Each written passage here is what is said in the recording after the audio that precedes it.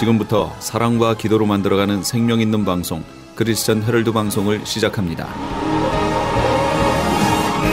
매일 새벽 4시, 매일 밤 11시 하루의 시작과 마무리를 함께하는 크리스천 헤럴드 방송은 크리스천 헤럴드 신문과 TV 그리고 가장 인기 있는 기독교 정보를 담고 있는 홈페이지 aktv1810.com과 함께 오늘도 성실하게 여러분 곁에 함께할 것입니다. 하나님께서 선물로 주신 오늘 하루를 크리스천 헤럴드 방송과 함께 소망으로 열면서 오늘도 하나님을 섬기며 영혼을 사랑하시는 복된 하루가 되시기 바랍니다.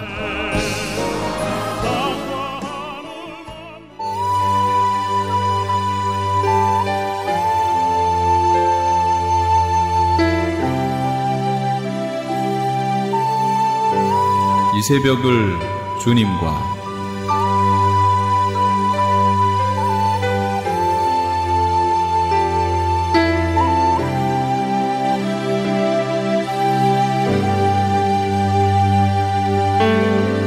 AM 1650을 통해 남가주 전역에서 그리고 인터넷을 통해 전 세계에서 듣고 계시는 크리스천 헤럴드에서 보내드리는 이 새벽을 주님과 애청자 여러분, 밤새 평안하셨습니까?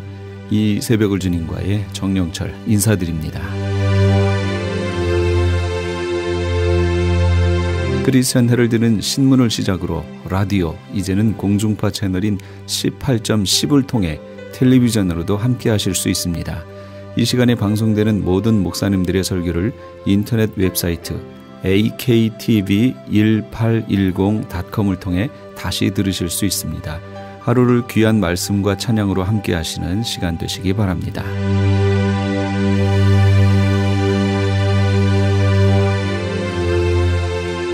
이 시간에는 얼바인 샤이닝 펠로우십 교회 이은호 목사님께서 마태복음 24장 11절에서 13절까지의 말씀을 본문으로 다시 오실 예수님을 기다리는 자세란 제목의 하나님의 말씀 전해주시겠습니다. 많은 은혜 받으시기 바랍니다.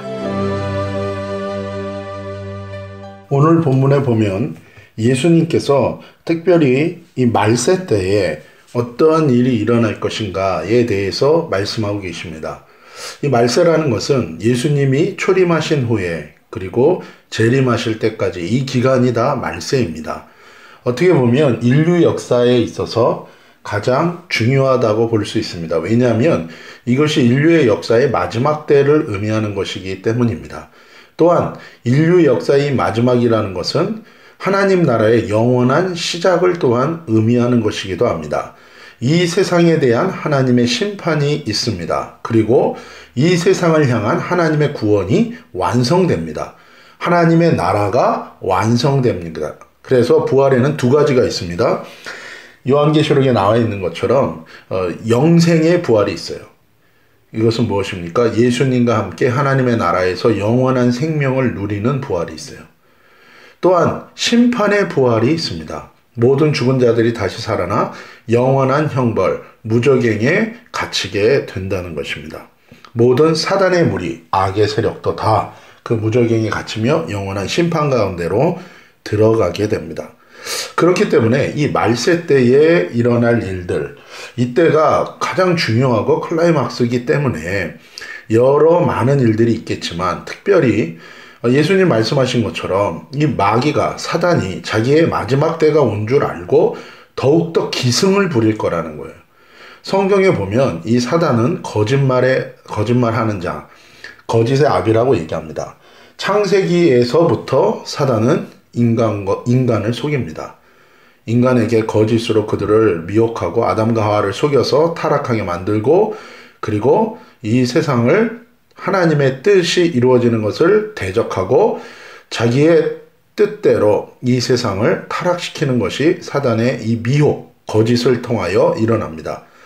이것이 창세기로부터 계속되는 거예요. 때로는 사단이 전면에 드러나기도 하고 때로는 드러나지도 않고 사람을 통해서 또 이 세상의 여러 가지 문화와 지식을 통해서 인간을 끊임없이 우상들을 통해서 하나님에게서 떠나게 만들고 타락시키는 것입니다.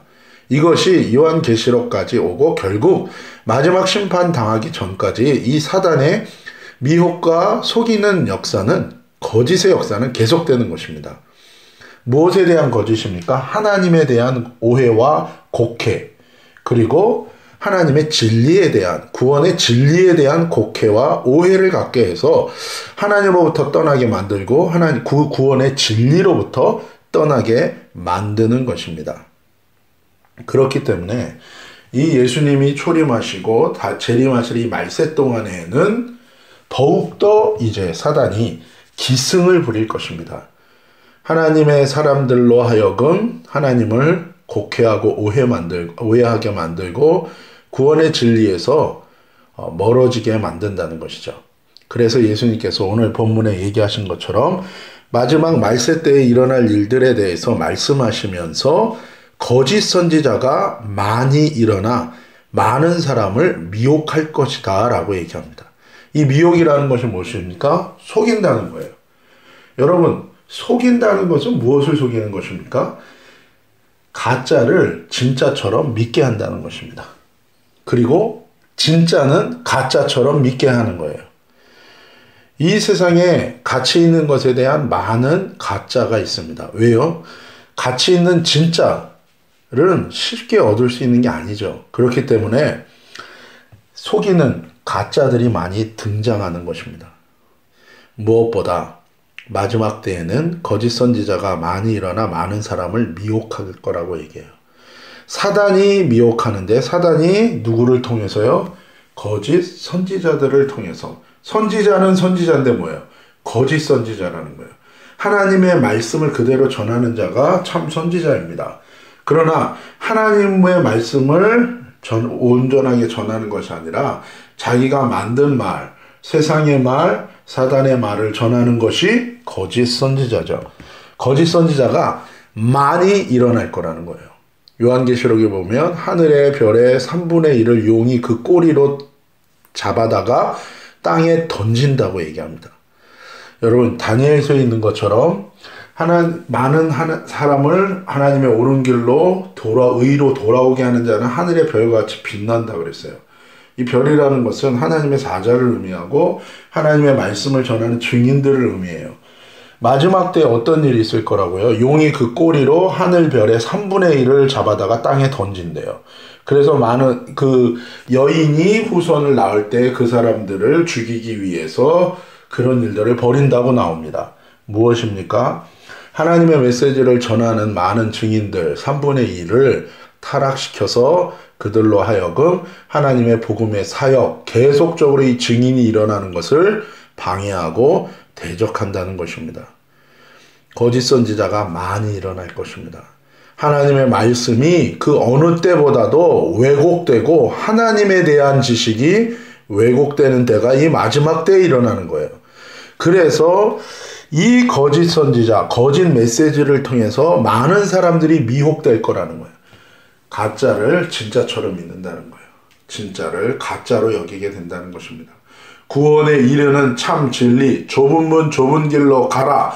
회개하고 믿고 믿는 대로 순종하라. 그리고 하나님과 동행하라는 이 진리의 복음의 메시지를 바꿔서 죄 지어도 믿을 수 있고 죄를 여전히 저지르고 죄 가운데 살아도 여전히 내가 내 주인으로 살면서 온갖 죄를 저지르고 살아도 입술의 고백 하나로 구원받을 수 있다고 믿게 하는 이러한 거짓 믿음이, 거짓 메시지가 판을 치게 되어서 사람들로 하여금 진짜 메시지 무엇입니까?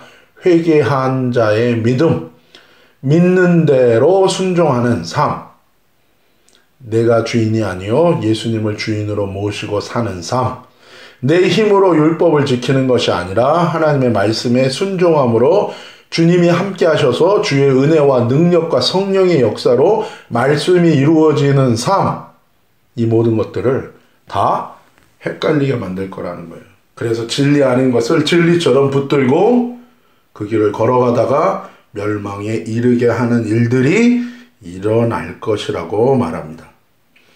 그러면서 12절에 불법이 성함으로, 이 불법이 무엇입니까? 이 불법이라는 것은 마태복음에 예수님이 말씀하셨습니다. 주여 주여 하는 자마다 다 내게로 올 자가 아니다. 내가 예수님의 이름으로 병든 자를 고쳤습니다.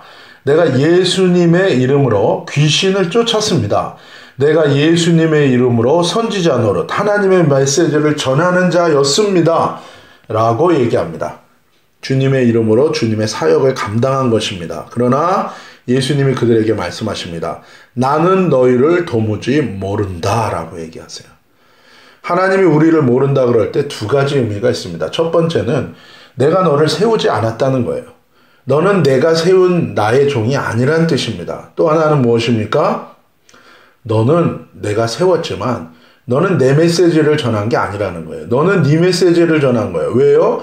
너는 나를 위하여 내게 헌신하고 나를 위하여 사역한 게 아니라 너는 너를 위하여 사역했다는 거예요. 그러니까 그 메시지 역시도 자기를 위한 메시지로 하나님의 메시지를 왜곡시킨 것입니다. 그때 주님이 말씀하십니다. 불법을 행한 자들아. 거기서 불법이 나와요. 이 불법이 무엇입니까?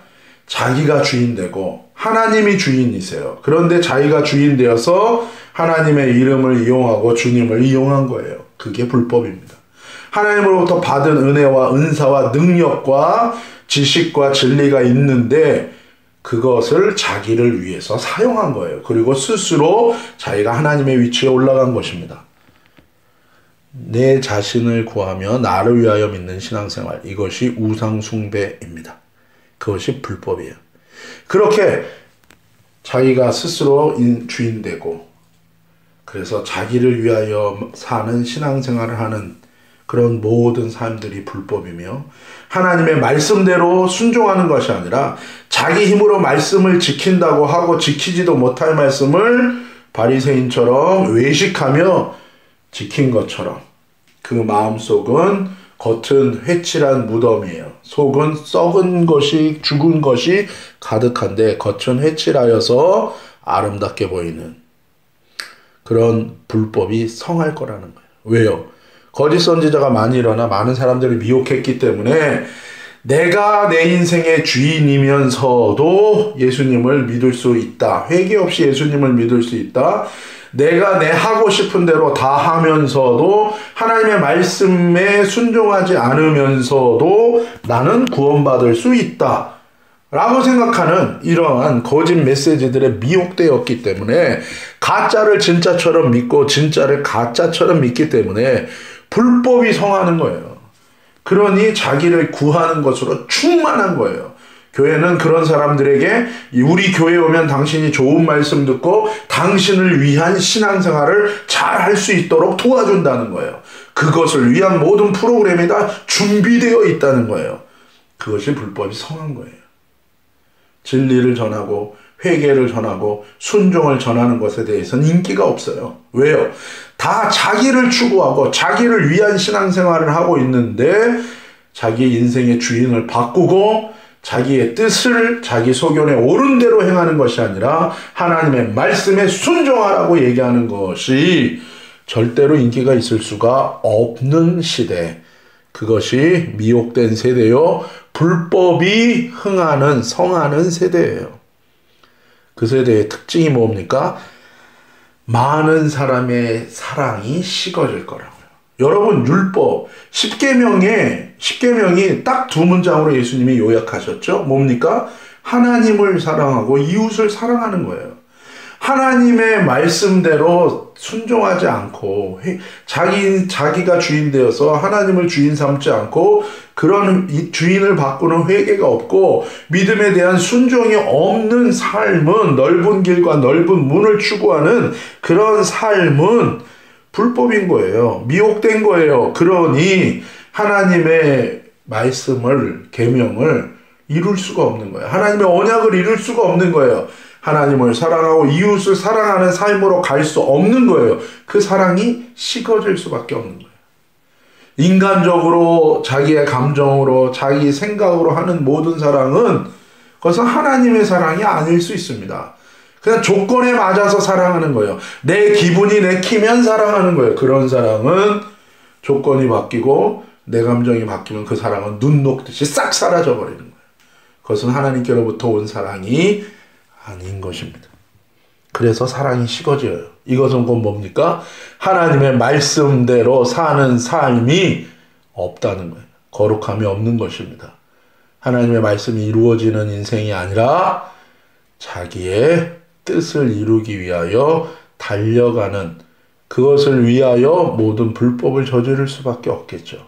결국 그것은 사단의 조종을 받는 인생, 결국 심판에 이르는 인생이 될 수밖에 없다는 것입니다. 그러나 13절에 분명하게 말씀하십니다. 그러나 끝까지 견디는 자는 구원을 얻으리라. 끝까지 견디는 자는 구원을 얻으리라. 여러분, 야고보서의 분명히 1장에서 말씀하십니다. 너희가 인내를 이루어라. 인내하여 연단을 받으라는 거예요. 인내하여 연단을 이루는 거예요. 연단을 받으라는 거예요. 그래서 의의 열매가 가득해진대요. 무엇입니까? 인내해야 되는 거예요. 하나님의 말씀대로 사는 것이 쉽다고 말씀하신 적이 없었어요. 예수님 명확하게 뭐라고 말씀하십니까? 좁은 문, 좁은 길로 가라. 그것이 영생에 이르는 길인데 그 길은 힘들고 어려워서 찾는 자가 적다. 그러나 거기에 영생이 있다라고 말씀하십니다. 하나님의 말씀대로 사는 거 쉽지 않습니다. 인내하는 거예요. 하나님의 말씀대로 살면 내부와 외부에 여러 가지 시련이 닥쳐와요. 어려움이 있습니다. 무릇 경건하게 살고자 하는 자는 핍박을 겸하여 받을 거라고 예수님이 말씀하셨어요. 무슨 얘기입니까? 하나님의 뜻대로 하나님의 말씀대로 순종하려고 그러면요, 내 내부에서 이 육체적인 내 죄성이나 내 육체의 소욕이 그것을요 격렬하게 반대하는 것입니다. 미워하는 사람을 어떻게 사랑할 수 있어요? 그런데 그 말씀에 순종하려고 하면 내 안에서 그 말씀을 이루어지지 못하도록 막 반대하는 거예요. 그때 인내하는 겁니다. 하나님의 말씀에 따라 순종하는 거예요. 내가 할 수 없어요. 하나님의 말씀에 나는 순종하는 거예요. 인내하면서. 그럼 뭐예요? 연단, 단련이 된다는 거예요. 그래서 그 말씀에 순종할 때에 결국 하나님께서 함께 하셔서 그 말씀이 이루어져요. 외부적인 공격이 있죠. 사단은 절대로 우리가 회개하고 믿음에 순종하는 삶을 살아서 주님과 연합하고 좁은 문 좁은 길을 걸어서 영생을 얻는 삶이 되는 것을 원하지 않아요. 그래서 온갖 외부적인 사람을 통해서, 환경을 통해서 우리가 하나님께 돌이키고 내 주인을 바꾸고 하나님의 말씀대로 순종하려고 하는 이 거룩한 삶을 전부 방해하는 거예요. 내 내부에서, 내 외부에서 이런 일들이 일어납니다. 그러나 뭐예요? 그것을 인내하면 단련, 연단을 받는 거예요. 단련이 되는 거예요. 그건 뭐예요? 그런 것들에 대해서 휘둘리지 않고요. 마치 테니스를 치는 사람이, 야구 배트를 치는 사람이 처음에는요, 이 테니스 칠 때 손바닥에 굳은 살이 없으면 그렇게 아픕니다. 그걸 쥐고 있는 거가 아파요. 처음엔 딱 잡으면 그립이 잘 잡힙니다. 근데 치면 칠수록, 왜요? 그냥 허공을 휘두는 것뿐만이 아니라 공기 저항만 아니라 공이 부딪히면 공기의 저항으로 는 충격이 있잖아요. 그거를 계속 꽉 이 손바닥으로 쥐고 있으면 그것으로 인하여 이 살결에, 이 살에 그 충격이 오는 거예요. 밀리는 거예요. 그러면 뭐야? 고통이 옵니다. 근데 그것을 참고 하다 보면 굳은 살이 배겨져요. 그럼 뭐예요? 단련된 거예요. 연단된 거예요. 그러면은 그 다음에는 뭐예요? 어떤 충격이 와도 능히 이겨내고 그 저항을 극복할 수 있는 거예요. 마찬가지입니다. 하나님의 뜻대로 살려고 할 때 내 인생의 주인을 바꾸는 삶이 돼야 돼요. 내 소견에 옳은 대로 했었는데 이제 하나님의 뜻대로 살아야 되고 하나님의 말씀대로 순종하는 삶 쉽지 않습니다. 그러나 인내로서 묵묵히 그 좁은 문으로 들어가서 좁은 길을 걷는 자에게는 연단이 이루어져요. 단련이 되는 거예요. 그래서 무엇입니까? 이 사람의 삶 가운데서 그 말씀의 은혜, 하나님의 놀라운 능력으로 이 사람의 삶 가운데 주님이 역사하시는 거예요. 그래서 끝까지 견디는 자는 구원을 얻으리라고 얘기하는 거예요. 한순간에 구원 얻는 거면 그냥 그때 믿으면 구원으로 끝이잖아요. 근데 여기서는 다른 식으로 표현합니다. 끝까지 견디는 자가 구원을 얻어요. 바꿔 말하면 뭡니까? 끝까지 견디지 못하면요, 구원 없다는 얘기예요. 무엇입니까? 구원은 분명히 한 시점의 비포와 애프터가 달라요. 그때 다릅니다. 그게 시작인 거예요. 그걸로 끝이 아니에요. 시작한 거예요. 언제 끝납니까? 우리의 삶의 마지막 순간까지 주님과 동행하는 거예요. 주님을 배도하지 않고. 여러분, 성경에 갈라디아서에 명백하게 얘기하잖아요. 성령으로 시작하여 육체로 끝나는 사람들이 얼마나 많으냐. 고린도전후서에 얘기하잖아요. 이스라엘 백성들이 시작했다가 결국에 들어가지 못했다. 히브리서에 이스라엘 백성이 나왔지만 안식에 들어가지 못했다. 하나님은 그들의 대다수를 기뻐하지 않으셔서 그들을 다 멸망시키셨다. 그러나 뭡니까? 끝까지 견디는 자는, 인내하는 자는 연단, 단련을 이루어요. 체질 자체가 죄 짓는 체질이에요. 체질 자체가 이기적이고 나밖에 모르는 체질이에요. 그런데 하나님의 말씀에 따라 순종하는 거예요. 내가 내 뜻대로 하고자 하는 내 주인됨을 예수님으로 바꾸고 주님의 말씀대로 순종하는 거예요. 내 힘으로 지키려고 하는 게 아니라 주님 말씀에 순종하는 거예요. 그때 주님의 능력이, 주님의 임재가 함께 하셔서 그 말씀이 이루어져요. 늘 말씀드립니다. 38년 된 병자에게 주님이 말씀하셨어요. 여러분, 되겠습니까? 안 됩니다. 에스겔의 마른 그 골짜기의 마른 뼈 같은 그 뼈무대기에게 하나님이 말씀하시면 되겠습니까? 근데 말씀을 듣고 그 말씀대로 순종할 때 이루어지는 거예요. 하나님의 능력으로 되는 거예요. 그러나 거기에는 반드시 저와 여러분이 하나님의 말씀을 듣고 순종하는 반응이 있어야 된다는 거. 그건 반응이에요. 우리 힘으로 한다는 게 아니에요. 그 말씀을 듣고 반응해. 그런데 그 말씀에 반응하기 위해서는 내 안에 있는 이 오피니언, 내 안에 있는 경험, 내 감정, 내 의지를 내려놓고 내가 주인이면 내 의지대로 하잖아요. 내가 주인이면 내 감정대로 하잖아요. 내가 주인이면 내 생각대로 하지 않겠습니까? 내 판단대로 하지 않겠습니까? 그러나 주님이 주인인 거예요.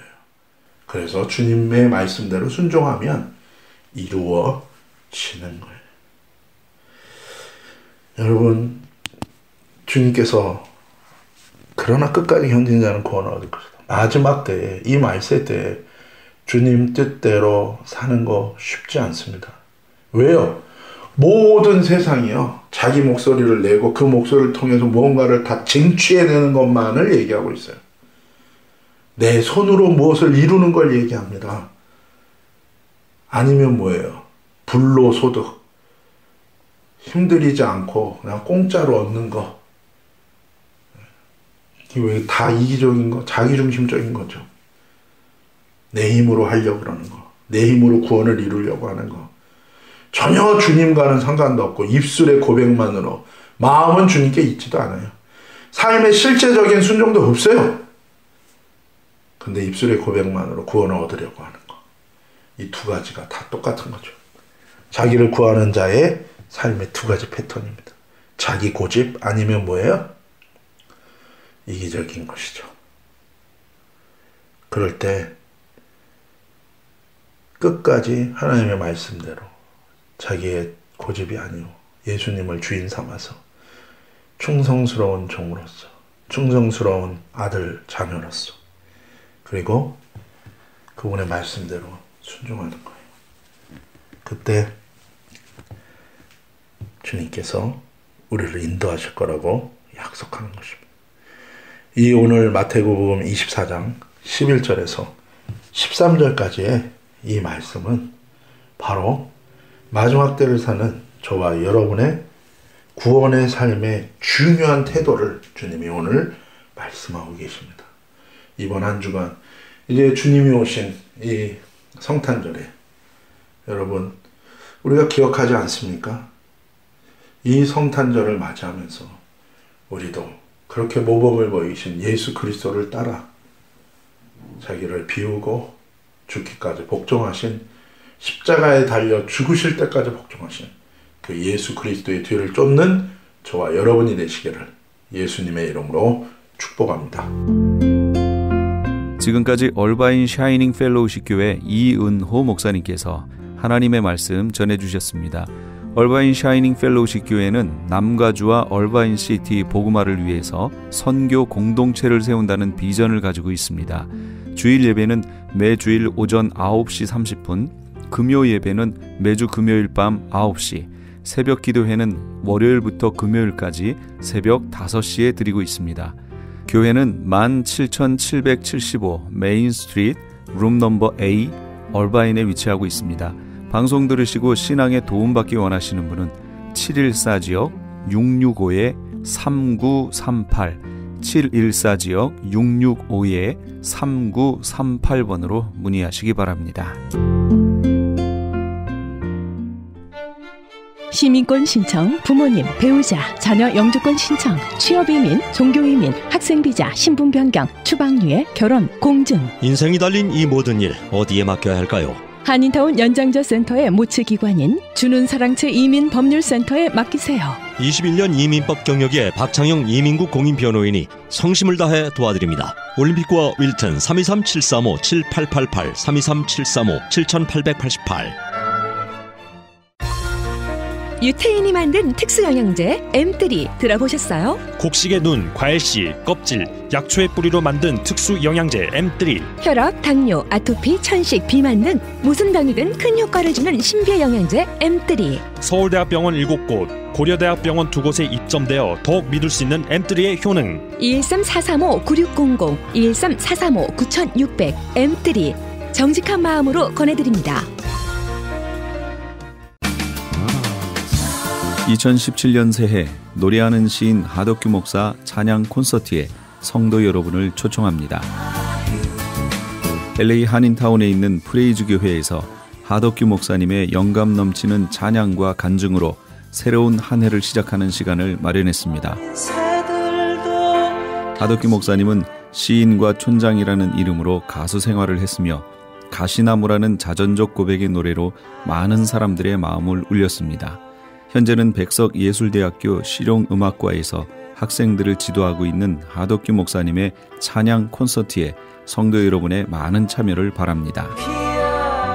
2017년 1월 8일 주일 오후 2시 2668 웨스트 피커 블루바드 피커와 켄모어에 위치한 프레이즈 교회로 오시거나 전화 213-700-9833 213지역 700-9833 213-700-9833번으로 문의하시기 바랍니다.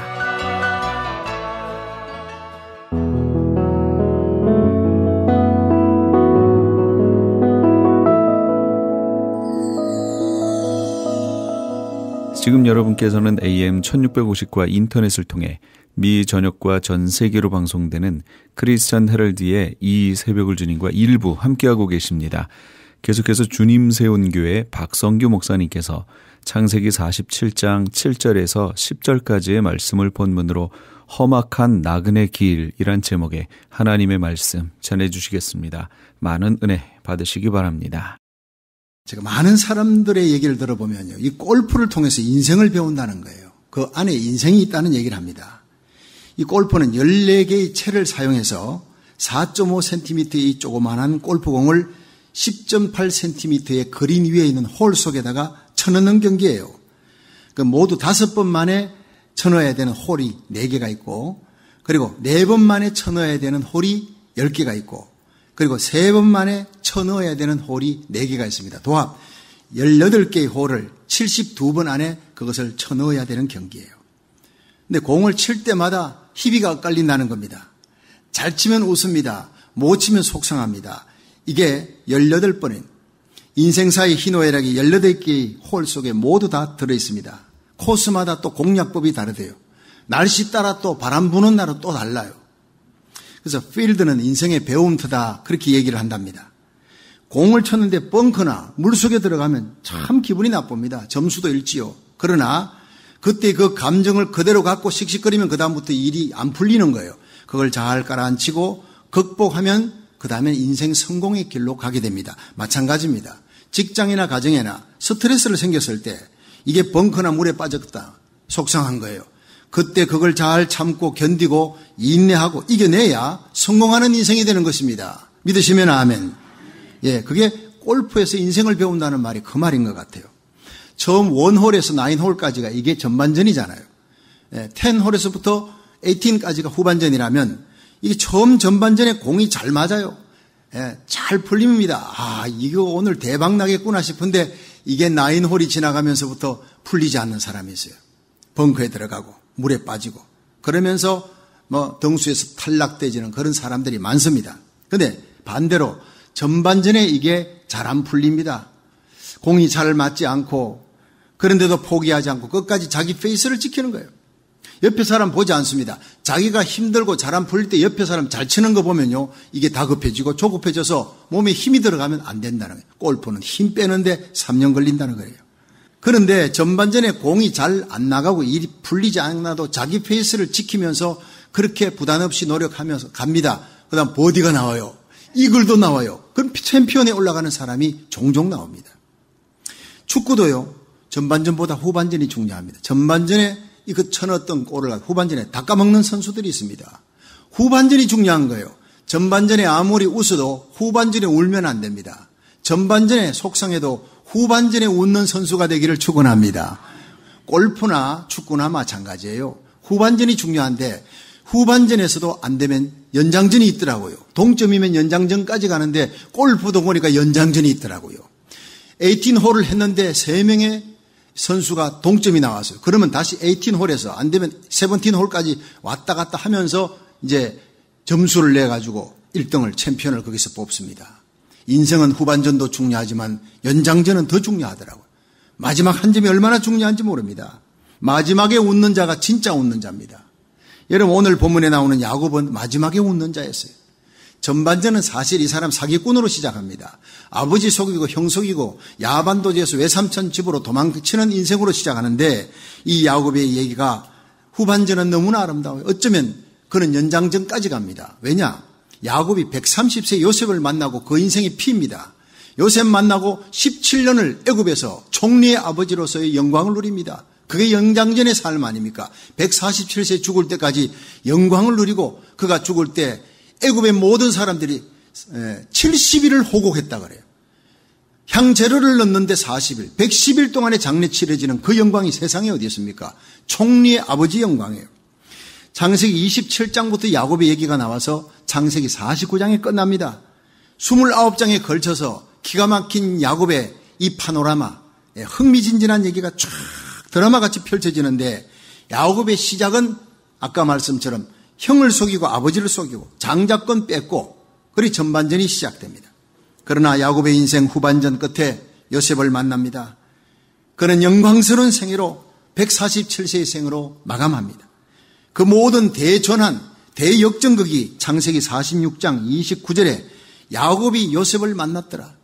22년 만에 만나는 것. 서로 목을 어긋막히고 울면서 그 많은 신하들과 형제들이 있는 가운데 야곱과 요셉이 만나는 그 장면은 눈물 없이는 볼 수 없는 장면이에요. 야곱은 그의 사랑하는 아들, 11번째 아들, 그렇게 사랑해서 채색옷을 입혔던 이 요셉이 죽었다는 비보를 듣습니다. 형들이 속인 거죠, 아버지를. 요셉의 채속에 서다가 염소를 죽여서 피를 묻히고 아버지에게 갖고 와서 이 요셉이 죽었더이다. 아버지가 슬피 울며 흰머리를 풀고 내가 요셉을 만나러 음부까지 내려가겠다. 그토록 사랑했던 아들이 그 애환을 안고 22년의 세월을 지났는데 죽었던 요셉이 살아있다 그럽니다. 저 큰 나라 애굽 땅에 총리가 되었다는 얘기. 처음에는 그 형들, 자식들을 믿지 않았어요. 요셉의 형들의 얘기를 믿지 않고 기색했지만 버금수레와 애굽에서 온 그 많은 물품들, 선물들을 보고야 믿고 그는 갔습니다. 요셉은 고센 땅에 아버지가 와 있다는 얘기를 듣고 유다의 손을 잡고 아버지 만나러 가서 거기서 정말 목을 어긋막히고 웁니다. 이 기가 막힌 부자의 상봉 소식을 듣고 바로왕이 만납니다. 요셉이 아버지 야곱을 인도해서 바로왕 앞에 서게 하니까 그때가 130세였습니다. 야곱 나이. 창세기 47장 오늘 본문 7절에 보니까 야곱이 바로에게 축복하며 여러분 이게 얼마나 놀라운 축복입니까? 야곱의 위대한 모습입니다. 비록 바로가 이 대국의 왕일지라도 그에게 두 손을 들어서 블레싱 하는 거예요. 오늘날로 말하면 May the grace of the Lord Jesus Christ. 하나님의 이름으로 축복을 했더라. 여러분, 높은 사람이 낮은 사람을 축복하는 거예요. 바로왕보다 더 높은 사람이 어디 있겠습니까? 그러나 당당하게 그 바로왕 앞에 서서 두 손을 들어 하나님의 이름으로 야곱이 바로에게 블레싱 축복했더라. 할렐루야. 하나님의 종의 권위를 갖고 당당하게 서 있는 130세의 나이에, 그때 8절에 보니까 바로가 야곱에게 묻되 내 연세가 얼마뇨? 야곱이 대답합니다. 내 나그네 길의 세월이 130년입니다. 나의 연세가 얼마 못 되니 우리 조상 나그네 길에 세월에 미치지 못하나 험악한 세월을 보내었나이다. 오늘 이 바로왕의 질문과 야곱의 대답 속에서 인생의 큰 교훈을 배울 수 있는 시간 될 수 있기를 축원합니다. 첫째로, 내 연세가 얼마뇨 묻는 그것은 너 인생의 허무함을 알고 있느냐, 인생의 무상함을 알고 있느냐 하는 그런 얘기입니다. 우리 시편 90편 10절을 읽어봅니다. 시작. 우리의 연수가 70이요 강건하면 80이라도 그 연수의 자랑은 수고와 슬픔뿐이요 신속히 가니 우리가 날아가나이다. 아멘.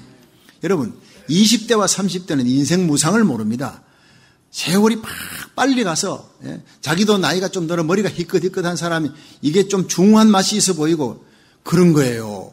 제가요, 젊은 나이에, 약관 30의 젊은 나이에 목사가 되어서 대구에 있는 교회에 부임을 했더니, 글쎄 70난 연세 많은 권사님이 기도할 때마다 우리 어린종 박성규 목사님 있잖아요. 어린종이라 그러니 기분이, 아니 내가 젊기만 어린종이 뭐예요? 그러더니 조금 지나니까 젊은 종 박성규 목사로 하게 돼. 저러다가 조금 나이가 희끗희끗 되지만 노종 안 그러겠나 해서 내가 거기서 불러다가 점심을 사드리고 제발 어린 종만 하지 마시고 그냥 하나님의 사자로 불러달라 했더니 그냥 그렇게 잘 불러주더라고요. 어쨌든 20대 30대가 되면 그때 30대의 목사 때는 어떻게 하면 나이 좀 들어 보이게 할까? 머리에 밀가루라도 좀 칠할까?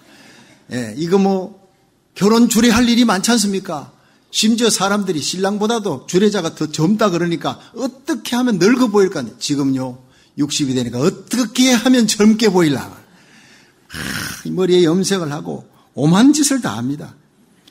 20, 30대는 세월이 소구름 뚜벅뚜벅 가는데 50이 넘어서면요 마치 산정에 산꼭대기에서 굴러 떨어지는 바빗돌처럼 걷잡을 수 없이 가속도가 붙어 내려간대요.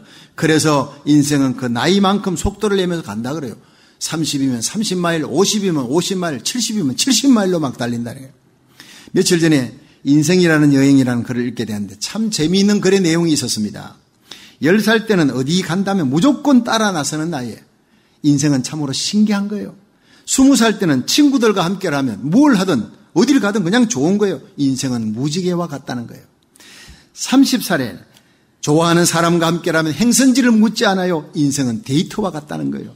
40살이 되면 어디 한번 가려면 애들 챙겨야 되지요. 이제 결혼해서 애들 챙기고 이것저것 준비로 걸기적거리는 게 많지만 그래도 한번 가야 되겠다 하고 다짐하는 나이. 인생은 해외 여행과 같은 것이라는 겁니다.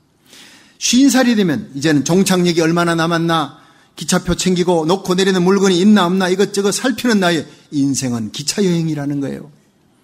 60살이 되면 어딜 가도 이제는 유서 깊은 역사가 먼저 눈에 들어온답니다. 인생은 고적 답사와 같은 여행길이라는 거예요. 70살이 되면 70이 되면 나이, 학벌, 재력, 외모 아무 상관없습니다. 어릴 때 동무, 동향 만나면 그저 좋아하는 거예요. 반가운 거예요. 인생은 수학여행이라는 것입니다. 80살이 되면 누굴 찾아 나서기보다 언제쯤 누가 찾아올까 기다려지는 나이라는 거예요. 인생은 추억여행이라는 것입니다. 90살이 되면 이제 지금 누굴 기다립니까? 아니면 어딜 가시려 합니까? 기다리는 것도 없고 갈 것도 없어요. 아무도 오지 않고 갈 데도 없는 나이요. 인생은 시간여행이라는 것입니다. 인생은 왕복이 없는 그냥 편도성차권 한 장 손에 달랑 쥐고 떠나는 단 한 번뿐인 여행이라는 것입니다. 정말 재미있는 표현이지요. 갔다가 온다는 보장이 없고 인생은 갔다가 돌아오는 사람이 없습니다. 편도 여행 딱 기차표가 끊고 그 다음 갑니다. 여러분 시편 90편 12절에 보면 우리에게 우리 날 계수함을 가르치사 지혜의 마음을 얻게 하소서. 그렇습니다. 내 나이가 지금 얼마인지 그 생각하는 사람 지혜로워진다는 거예요. 정말 화살같이 날아갑니다. 엊그제 아이들 키웠는데 낳고 키우면서 미래 아름다운 무지갯빛 플랜을 짜고 살았는데 이제 아이들이 다 컸어. 결혼하고 이제는 집을 떠납니다. 정말 세월이 너무너무 빠르다는 것을 느낍니다. 로마의 전쟁터에 나간 장군이 이기고 돌아오면 개선 장군이 됩니다. 쫙 길가에 늘어선 많은 사람들이 꽃을 뿌리고 박수를 치고 고함을 지르고, 그런데 그 개선 장군의 곁에 한 명의 노예가 서서 많은 사람들이 환호를 받을 때마다 메멘토 모리를 곁에서 속삭인다고 합니다. 개선 장군에게 이 메멘토 모리는 라틴어로 너도 언젠가는 죽는다는 것을 기억하라. Remember your die. 너는 죽음이 가까워온다는 사실을 기억하라.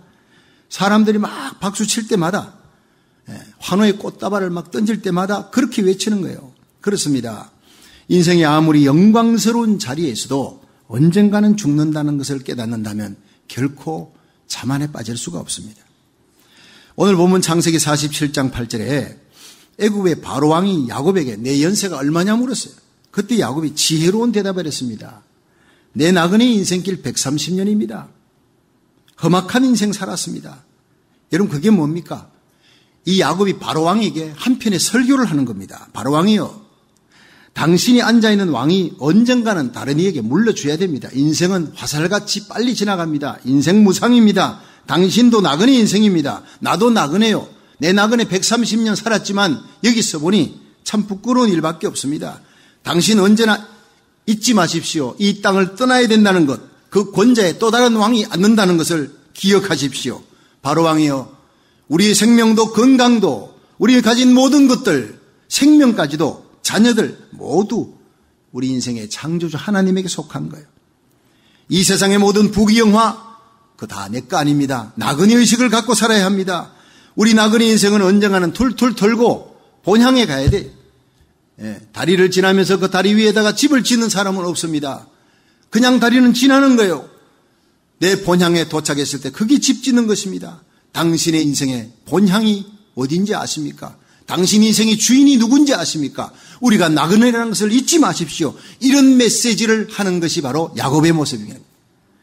여러분, 나그네 의식을 갖고 계십니까?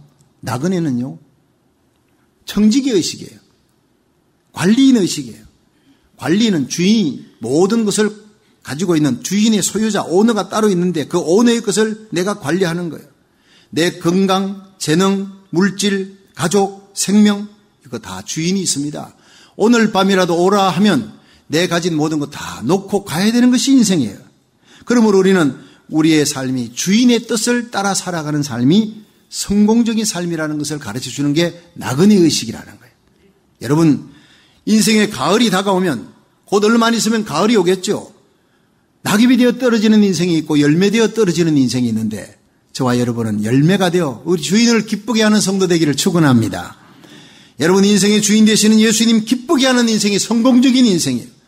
우리 인생은 나그네 인생입니다. 인생은 다리와 같습니다. 지나가는 다리 위에 집 짓지 말고 주님의 영광 위에 사명 잘 감당하다가 이 무너져가는 미국을, 청교도 신앙을 회복하는데 저와 여러분이, 우리 교회가, 우리 자녀들이 쓰임받다가 우리 주님 앞에 서는 날 하늘에서 해와 같이 빛나는 영광스러운 상 받는 인생의 승리자가 되시기를 주의 이름으로 축원합니다. 두 번째로, 내 연세가 얼마뇨? 나이를 묻는 것은 지금까지 어떻게 살아왔느냐 하는 것을 묻는 질문이에요. 우리 다 같이 창세기 47장 9절 한번 읽어봅니다. 시작. 야곱이 바로에게 고하되 내 나그네 길의 세월이 130년이니이다. 나의 연세가 얼마 못되니 우리 조상의 나그네 길의 세월에 미치지 못하나 험악한 세월을 보내었나이다. 아멘. 여러분, 야곱은 자기의 지나온 130년의 세월이 참 험악한 세월이었다, 그렇게 고백합니다. 왜냐? 야곱이 이렇게 생각해 보니까 자랑스럽고 정말 가슴 뿌듯한 기억보다는 슬프고 고통스럽고 아프고 부끄러운 기억들이 더 많은 게 야곱입니다. 어쩌면 그 인생이 바로 우리들의 인생인지도 모르겠습니다. 형 에서를 속여 팥죽 한 그릇에 장자권 뺏고 거짓으로 별미 만들어 아버지도 속이고 외삼촌 다반의 집으로 도망했습니다. 루스 땅에 노수 갈 때 찾아오신 하나님을 만나고, 하나님, 내가 편안히 돌아오면 내가 11조 드리겠습니다. 이 돌기둥, 이게 바로 하나님 성전 기둥이 되겠습니다. 약속했습니다. 그리고 외삼촌 라반의 집에 가서 20년 동안을 낮에 더위 밤에 추위 무릅쓰고 열심히 양떼 소떼 쳤습니다. 내 아내와 12자식과 수많은 노비들과 짐승들을 끌고 이제 거부가 되어 고향에 돌아오는데 형 에스가 20년 전에 그 일을 기억하고 죽이겠다고 400인의 자객을 끌고 옵니다. 그 밤에 야곱이 다 강 건너가게 하고 홀로 하나님과 씨름합니다. 사투를 벌입니다. 그리고 야곱이 이스라엘로 바뀝니다. 속이는 자가 하나님과 겨루 이겼다. 그러나 형 에스의 마음을 하나님이 바꾸어서 화해하게 했지만은 베델 땅의 약속은 잊어버리고 세겜 땅에서 이제 편안하게 안주하면서 살다가 하나님의 약속을 잊어버린 이 야곱에게 딸 디나가 강간을 당해 시몬과 레위가 살인자가 돼. 이제는 죽었구나. 주위의 고을들이 연합해서 오면 우린 다 죽었다. 울면서 하나님 앞에 올라갑니다. 베델로 올라갑니다. 처음 하나님 만났던 첫사랑의 은혜의 장소로 올라갑니다. 눈물 흘리며 올라가는 야곱을 하나님 지켜주어서 주변 고을들로 두려워하는 거로 야곱을 추격하는 자가 없었더라. 지키시는 분도 하나님인 줄 믿으시기 바랍니다. 하나님과의 관계가 바로 되면 나머지 모든 문제는 다 풀린다는 것을 여기서 말씀해 주는 거예요. 그러나 훗날 요셉을 잃어버립니다. 10명의 자식이 함께 마음을 모으고 이 야곱을 속였어요. 22년의 세월을 속였습니다. 자기가 아버지를 속이고 형을 속였으니 자식들에게도 속임을 당하고 외삼촌 라반에도 속임을 당하는 삶을 그 뼈아픈 일을 겪게 됩니다. 심은 대로 거두는 삶이라는 거예요. 이제 바로왕 앞에 서서 축복하면서 험악한 인생길 130년을 지냈나이다 할 때 이 모든 것이 주마등처럼 쫙 지나가는 거예요. 정말 아프고 부끄럽고 덮어버리고 지워버리고 지우개가 있으면 지워버리고 싶은 그런 삶이에요. 나의 인생 여정이 험도 많고 점도 많고 허물도 많고 아픔도 많고 슬픔도 많았지만 그 모든 수치와 아픔의 인생, 쓰러진 인생, 허물 많은 인생을 하나님이 다 덮어주시고 딛고 일어나 이 영광의 자리, 복된 자리에 오르게 해주셨습니다. 오직 여호와 하나님인 것입니다. 나의 나된 것은 하나님의 은혜인 줄로 믿습니다. 이 고백이 바로 내 험악한 인생길 130년입니다 라고 고백하는 이 야곱의 고백입니다. 여러분, 우리를 택하신 하나님, 여기까지 인도하신 하나님, 넘어지고 쓰러져도 야곱같이 허물이 많아도 수치와 부끄러움과 아픔이 많아도 그 얼룩진 인생을 바탕으로 해서 더 아름다운 인생의 그림을 만들어 나가는, 재창조시켜 나가는 분이 야곱의 하나님, 바로 저와 여러분의 하나님인 줄로 믿으시기 바랍니다. 야곱의 인생길, 그 험한 인생길을 걸어가며 함께했던 그 허물과 수치, 부끄러움을 다 덮어주고 넘어지고 쓰러져도 이렇게 해줬던 그 하나님이 나의 하나님이니까 너무나 절실하게 내게 와닿는 하나님이에요. 내가 충성할 때뿐 아니라 불충성할 때도 하나님은 나를 붙들고 계셨고 하나님 자기 이름을 위해 저와 여러분을 의의 길로, 우리 교회를 의의 길로 인도하시는 하나님 믿으시기 바랍니다. 내가 에서를 미워하고 야곱을 사랑하노라 붙드신 하나님은 그 인생길에 허물 많아도 야곱을 버리지 않았다는 거예요. 넘어지고 쓰러져도 다시 일으켜 주었다는 거예요. 히브리서 11장 17절에 또 저희 죄와 불법을 다시는 기억지 아니하리라. 시편 103편 8절에 여호와는 자비로우시며 은혜로우시며 노하기를 더디하시며 인자하심이 풍부하시도다. 우리의 죄를 따라 처치하지 아니하며 우리의 죄악을 따라 갚지 아니하소서. 하늘이 땅에서 높음같이 하나님을 경외하는 자에게 그 인자하심이 크심이로다. 동이 쇠에서 먼 것 같이 우리 죄가를 옮기셨어요. 아비가 자식을 불쌍히 여긴 같이 여호와께서 자기를 경외하는 자를 불쌍히 여기시나니 이는 그가 우리가 체질이 진토로 만들어졌음을 기억하시며로다. 너무나 자주 넘어지고 쓰러지는 우리의 체질이 진토임을 기억하시고 하나님이 우리를 일으켜 주시는 하나님, 회개하고 십자가 붙들면 다시 세우시는 하나님 믿으시기 바랍니다. 그래서 훗날 야곱의 임종시에 그는 요셉을 축복할 때 내 조부 아브라함의 하나님, 이삭의 하나님, 나의 태어날 때부터 지금까지 나를 기르시는 하나님, 나를 모든 환난에서 건지신 사자께서 이 아이에게 복을 내려 주옵소서. 야곱의 축복, 그것이 바로 나를 지금까지 인도하시고 길러주신 에베네셀의 하나님에 대한 고백이, 환난 가운데 건지신 하나님. 야곱의 일생은 험했지만 그의 마음 중심에는 언제나 하나님을 향해 뜨거운 감사의 신앙이 불타고 있었어요. 나의 나된 것은 오직 하나님의 은혜라. 그럼에도 불구하고 나를 붙들고 계신 하나님, 그 하나님에게 빚진 자의 의식을 갖고 언제나 감사하는 삶을 살아갔습니다. 그리고 그걸 후손들에게 물려줬습니다. 여러분, 우리의 과거를 돌아볼 때 지금까지 하나님의 인도하신 은혜로 에베네셀 하나님의 도우심으로 이 자리에 앉아있다고 믿으시면 아멘 하십시오. 그렇다면 감사해야 합니다. 그렇다면 그 신앙 고백을 우리 후손들에게 물려주면서 여러분 주님 앞에서는 그날까지 매사에 작고 큰 모든 일에 감사하며 살아가시기를 주의 이름으로 축원합니다. 마지막 세 번째가 내 연세가 얼마뇨 하는 것은 앞으로 어떻게 살겠느냐는 거예요. 여러분 인생은 결단하는 존재입니다. 우리 송구영신 예배 때 다 이 자리가 그냥 빈 자리가 없도록 학생들 자녀들과 함께 모여서 지난 한 해 동안은 나의 모든 반성할 것 반성하고 새해를 결단하면서 맞이하자. 작년보다 올해는 더 낫도록. 여러분 예배는요 하나님 만나는 시간이에요. 하나님 만나면 결단하게 됩니다. 지난 과거를 돌이켜보며 그 과거의 실수와 허물을 돌이켜보면서 되풀이하며 살 것인지 아니면 새로운 삶을 살 것인지 이걸 결단하는 시간이 바로 예배예요.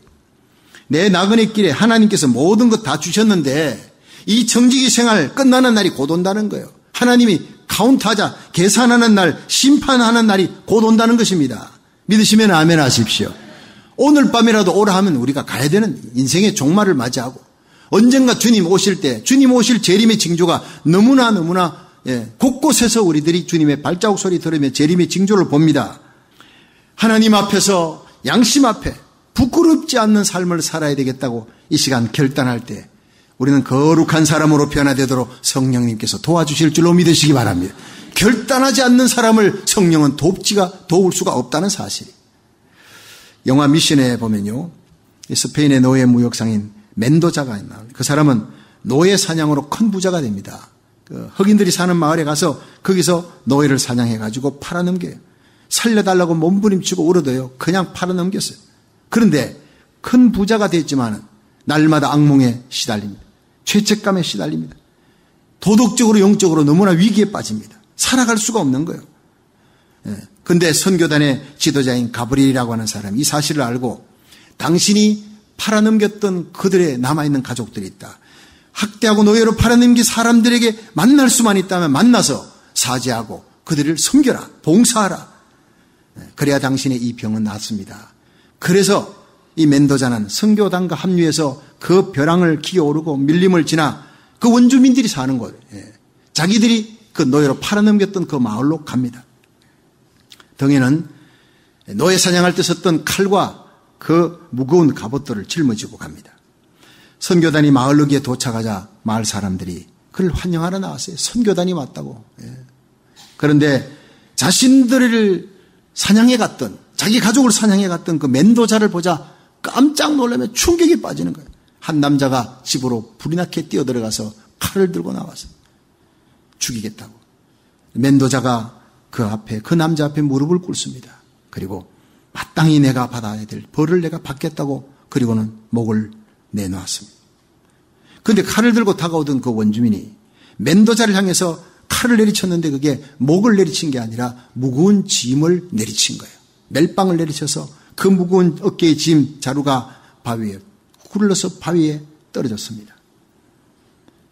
그리고 멘도자는 흐르는 눈물과 함께 새로운 인생으로 탄생하게 됩니다. 여러분, 사람을 사냥하던 그 노예상이 이제는 원주민을 섬기는 거룩한 성도로 변화되었다는 거예요. 오늘 이 자리가 그런 변화의 자리가 되기를 축원합니다. 밤이 깊고 낮이 가까웠으니 이러므로 우리가 어둠의 일을 벗고 빛의 갑옷을 입자. 낮에와 같이 단정행하고 방탕과 술 취하지 말며 음란과 호색하지 말며 쟁토와 시기하지 말고 오직 주 예수 그리스도로 옷 입고 정욕을 위해 육신의 일을 도모하지 말라고 로마서 13장 12절은 말씀합니다. 베드로전서 4장 7절에 만물의 마지막이 가까웠으니 그러므로 너희는 정신을 차리고 근신하여 기도하라. 무엇보다 열심으로 서로 사랑할지니 사랑은 허다한 죄를 덮느니라. 여러분, 지금까지 정신없이 살았다면 이제는 좀 정신 차리고 근신하여 기도하며 살아가시기를 축원합니다. 뜨겁게 서로 사랑하라 했어요. 사랑도 내가 뜨겁게 사랑하려고 몸부림쳐야 성령님이 도와주시는 거예요. 원수같이 사랑할 수 있는 사람이 되는 거예요. 사랑하는 일에 실패하지 마시기를 주의 이름으로 축원합니다. 그 사랑해야 될 사람을 내일로 미루지 말라는 거예요. 나그네 인생길 얼마 남지 않았습니다. 화살같이 빨리 지나갑니다. 세상에 빼앗겼던 정신을 이제는 하나님의 일과 하늘에 쌓이는 상급을 위해 마음과 정열을 쏟으며 살아갈 수 있기를 축원합니다. 이제 우리 남은 생애가 야곱처럼 지혜로운 생애가 되어 나그네 의식을 갖고 청지기 삶을 살아가고 빚진 자 의식을 갖고 감사하는 삶을 살며 심판 의식을 갖고 깨어 기도하며 뜨겁게 사랑하는 자가 되어 우리 주님 앞에 서는 날 하늘에서 상 받는 믿음의 부자 되시기를 주의 이름으로 축원합니다. 지금까지 주님 세운 교회 박성규 목사님께서 하나님의 말씀 전해주셨습니다. 주님 세운 교회는 2911 로미타 블루버드 토렌스에 위치하고 있습니다. 신앙상담이나 교회에 대한 자세한 문의는 310-325-4025 310지역 325-4025번으로 하시기 바랍니다. 안녕하세요. 폴선입니다. 건강보험회사들의 플랜이 해마다 바뀌는 것 아시죠? 10월 15일부터 12월 7일까지 새로운 보험에 가입하거나 변경하여 본인에게 적합한 플랜을 찾아야 합니다. 메디케어만 갖고 계신 분, 어드밴티지 플랜을 갖고 계신 분은 무료 상담 받으세요. 수호천사보험 시니어 전문 보험 라이센스 에이전트 폴선 213-503-6897 213-503-6897 상담은 주 7일 오전 8시부터 오후 8시까지 TTY 1800-735-2929 아니 당신 미장원 다녀왔어? 헤어스타일이 확 바뀌었네. 홈쇼핑월드 차홍 고데기로 마술을 부렸지. 홈쇼핑월드 차홍 고데기? 차홍 허니앤비 샴푸로 머리 감으면서 차홍 헤어두피 마사지를 쓰면 머릿결이 너무너무 부드러워지고 한 움큼씩 빠지던 머리카락도 눈에 띄게 덜 빠져. 차홍 고데기 너무 좋아. 그럼 그 웨이브 머리도? 당연하죠. 3, 4분이면 이렇게 풍성한 웨이브 머리를 만들 수 있다고요. 너무 이쁘다. 어디서 샀어? 홈쇼핑월드. 가격 만족, 품질 만족, 행복한 쇼핑.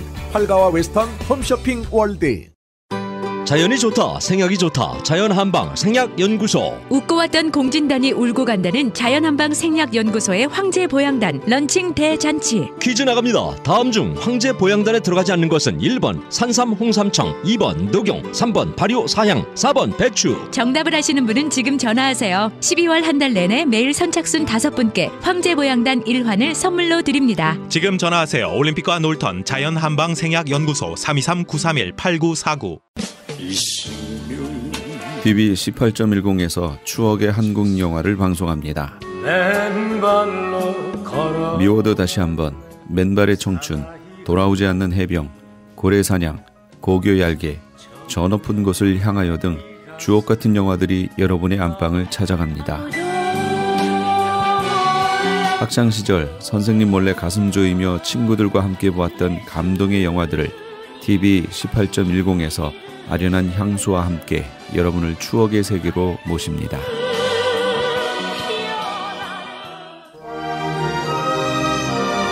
지금까지 지내온 것 함께 하시면서 이 새벽을 주님과 1부 여기서 마칩니다.